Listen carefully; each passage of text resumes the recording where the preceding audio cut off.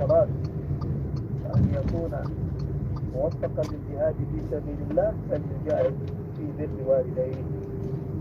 بر الوالدين، فإنه إذا بر والديه وفق للصلاة التي يتقبلها الله تبارك وتعالى، وكان بره جهادا في سبيل الله تبارك وتعالى. ومن فضل بر الوالدين أن النبي صلى الله عليه وسلم قال: رضا الرب في رضا الوالد، وسخط الرب في سخط الوالد. والوالد هنا يشمل الأب والأم، كلاهما والد. هذا في بر الوالدين عموما. وأما في بر الأم على وجه الخصوص،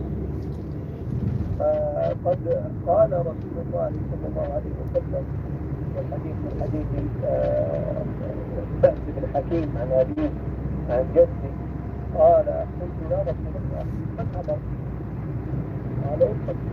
قلت من أبر؟ قال: أمك. قلت من أبر؟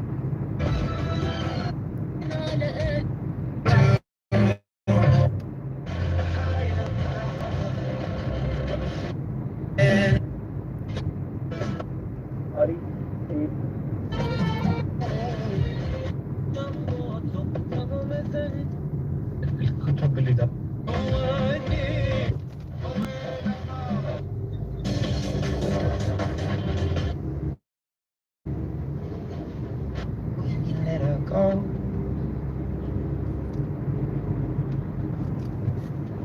and you let her go. These are Radio Bahrain's slow jams.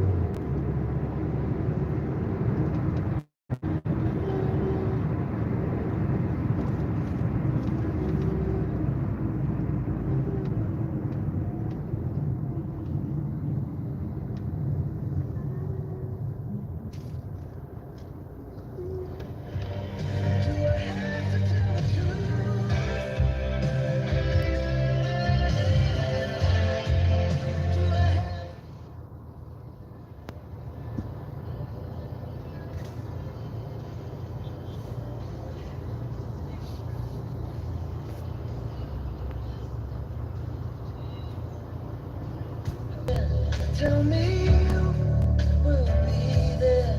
Help me, please.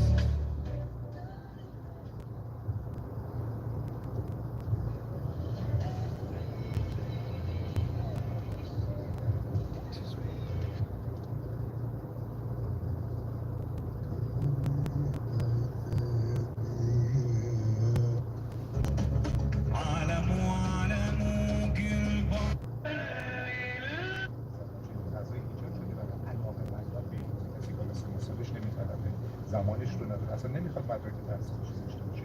ولی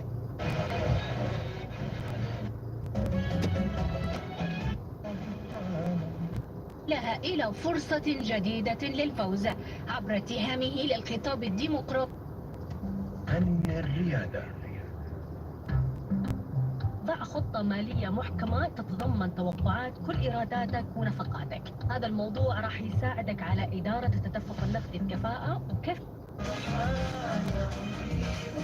يجيب النتيجة صح. يعني ممكن أقص 20. This is the problem of poetry. We siren our warnings and the world drowns to the sound of our beautiful voices. I would not want it any other way. I love a good dirge, and I'm tired of being told to claim my joy. What am I to do with happiness? Where on earth can happiness reside? An astonishing number of my family are dead. An astonishing number of my family are alive. I woke up for this song.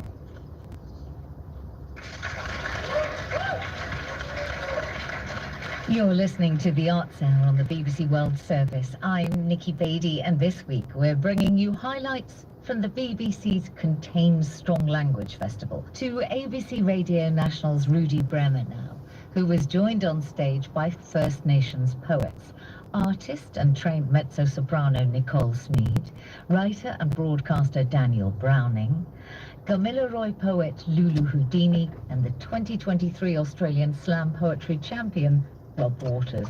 Hello and welcome to Contain Strong Language. My name's Rudy Bremer, and typically I am the host of Away on Radio National, which is the Indigenous Arts and Culture program. We are here to talk about poetry, so I'm going to actually start by getting Nicole to read for us. This is Gilly Dulu, light and sound of footsteps. First, they say, after Gilly, light, and divine Dulu, the sound of footsteps, was the word. That we hold the frequency of million stars in our gallon bones. But we have no name for their word. We have Nyun Guba Gudi, her song, the sacred. Wunungang, older than Juya, talk. Her melodies, Berea, sing. Soft petals press on mossy barai, earth. Sustain the calls of bellbirds in Gundari and Wurruma, Angostura trees and wind. Aingara, listen. Matcha fingers run across keys cool as Batu, water, while her harmonies move uniting Garowa, Garowa, oceans and oceans. Cradled in her curve, I share her sonorous Mukka gift, born of inspiration, Gunungang, older than Juya, talk, through a body made of Gilly Dulu, light and sound of footsteps ringing out.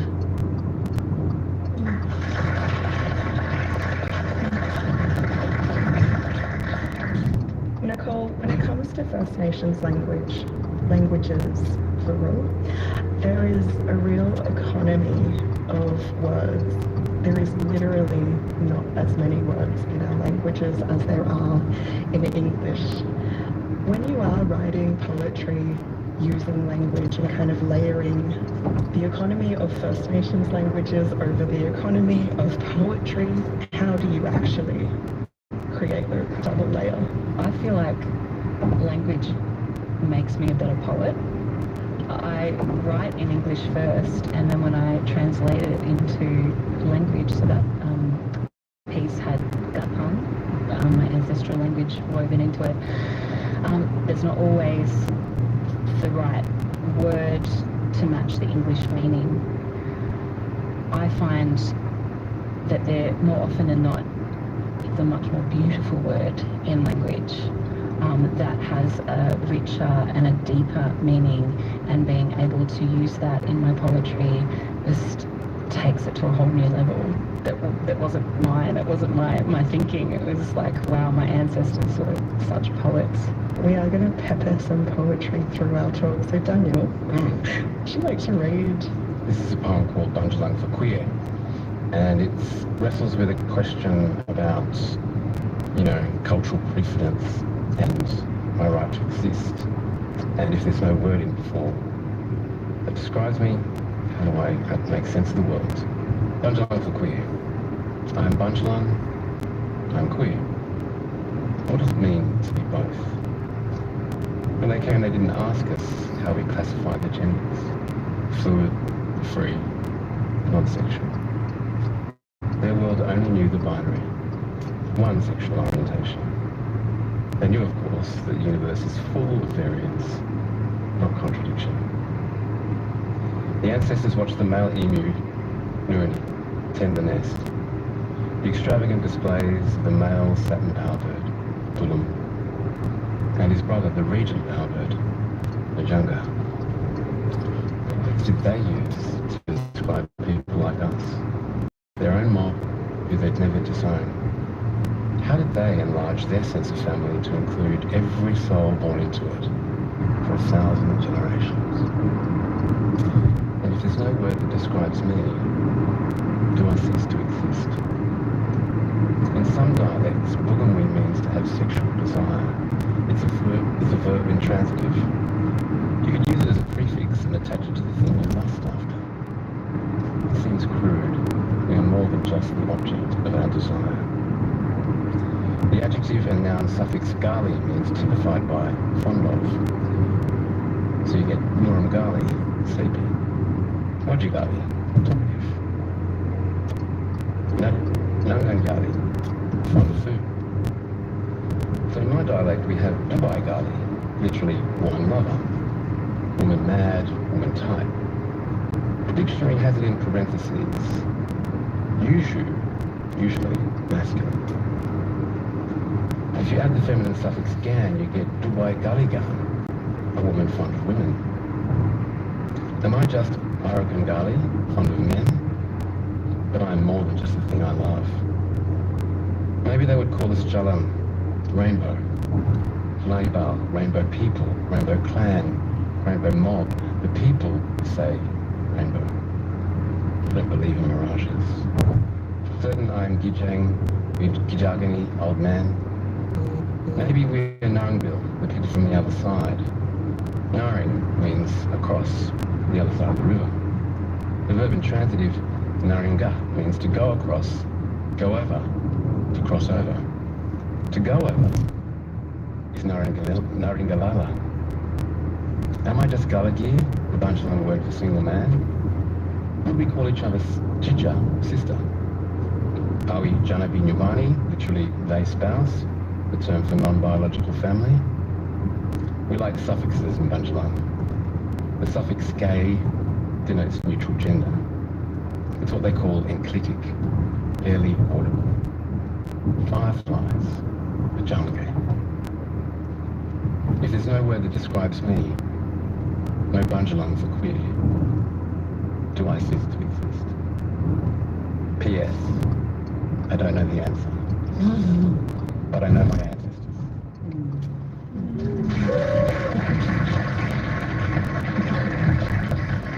Next, we hear from Lulu Houdini. I was going to read a poem about the tall ships because I know this is going to be broadcast across BBC, but I decided to read a poem about my mum. It's called It Is Held in the Mouth. I know your tracks are marking the mangrove. I worry about how cold you'll be in winter. Your porous bones wrapped in growing muscle since your 92 Corolla got lifted last month and you took my brother's bike. 6 months by another name, be it any other name. Don't say a break, a stubborn necessary fracture. Call a grudge, make a sorry meant. Ma. If there are eagles on the other side, wait for me. Thank you. I might get you to read your poem now, Rob, actually. This poem, I'm reading it today is the International Day of the Victims of Forced Disappearance. And this poem is kind of about that. At the 11th hour of the 11th month, we remember summer. At the going down of the sun and in the morning, we will remember most of them. But not the ones who were black and poor, left on foreign shores after the war they fought with the Boers. But don't worry if you've never heard this story before, we remember them. Like trackers called, but people still. used like trinkets on windowsills, because they had them little bush skills to hunt the ones the Empire killed, but still you don't know anything about them. But we remember them. Families talk about those good men between families themselves with circles of friends, the ones they sent to the New World's end to die for king and country. They were collateral damage, classified as acceptable waste, and on the boats back home they take up too much space, so along with the horses, of course, they were left by the king in another country. All because the colony became of age. The colony turned a brand new page. They wrote their laws, and the first one was colloquially called the White Australia Policy. Let's play a game. Who in their right mind would write laws to stop dark-skinned people from entering the shores by boat? I digress. In Port Elizabeth, they have a memorial for their horses. They're like trinkets left on windowsills to hunt the ones the Empire killed. To swallow it, it's a bitter pill, but they were left, and we will speak their story still. Because of the 11th hour, of the 11th day, of the 11th month, they only remember some of them. But at the going down of the sun and in our morning. That's it for this week's Arts Hour. Thank you to all the poets and performers at the BBC's Contained Strong Language Festival in Sydney. And thank you for your ears. If you want to be in touch with the show, we love hearing from you. Email the Arts Hour at bbc.co.uk. That's what Bob in Zambia and Jamie in Papua New Guinea have done. A big hello to them, and we're delighted that you enjoy the Arts Hour. But now, from me, Nikki Beattie, and producer Lucy Collingwood, see you next week. This is the BBC World Service.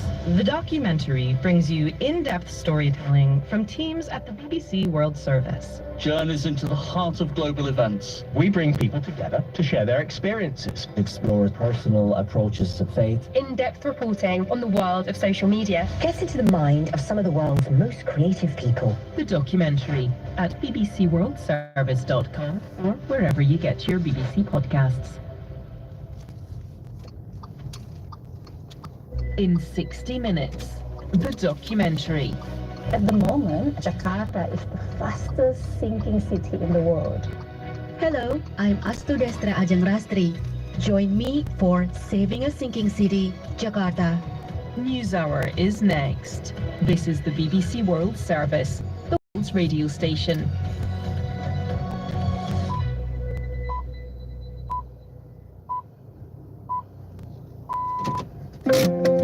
Welcome to NewsHour from the BBC World Service. I'm James Kimarasamy. Israel says it's making progress in the war against Hezbollah in Lebanon. We are pushing Hezbollah further north. Some of the terrorists escaped and some are falling in face-to-face battles with our fighters. We'll hear from both sides of the border, from Lebanon's economy minister and from the UN in Lebanon, after Irish peacekeeping troops refused Israeli orders to leave their positions. It's on the parties to protect or to respect in terms of security of our troops, not only of the Irish, but also all the other contingents. And back to Butler, Donald Trump returns to the place where this happened. I heard a loud whizzing sound and felt something hit me on my right ear. I said to myself, wow, what was that? All of that coming up after the news.